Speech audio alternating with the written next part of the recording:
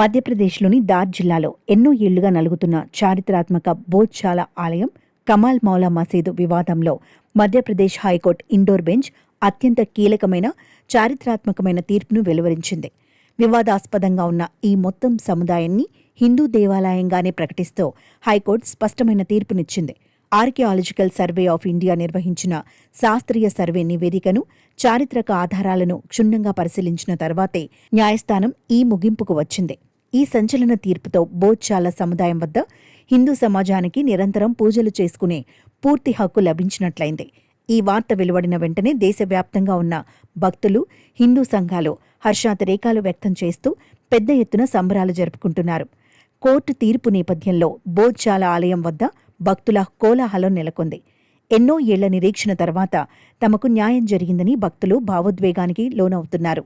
ఆలయాన్ని సందర్శించడానికి వచ్చిన భక్తురాలు తన మనసులోని ఆనందాన్ని పంచుకుంటూ కన్నీటి పర్యంతమయ్యారు. చాలా సంవత్సరాల తర్వాత మళ్లీ ఈ పవిత్ర క్షేత్రానికి రావడం ఎప్పుడో చిన్నప్పుడు తప్పిపోయిన కన్నతల్లిని మళ్లీ కలుసుకున్నట్టుగా ఉందని ఆవిడ పేర్కొన్నారు. అమ్మవారికి ప్రశాంతంగా పూజలు చేసుకున్న తర్వాత జీవితం ధన్యమైందని భక్తురాలు తెలిపారు.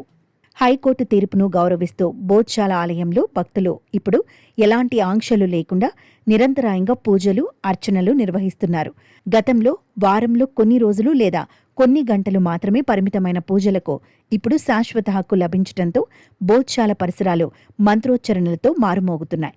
ఎలాంటి అవాంఛనీయ సంఘటనలు జరగకుండా శాంతి భద్రతలను కాపాడేందుకు స్థానిక యంత్రాంగం బోధ్శాల సముదాయం వద్ద పటిష్టమైన పోలీసు బందోబస్తును ఏర్పాటు చేసింది. చారిత్రక ఆధారాల బలంతో దశాబ్దాల నాటి వివాదానికి ఈ తీర్పు ద్వారా ఒక స్పష్టమైన ముగింపు లభించినట్లయింది.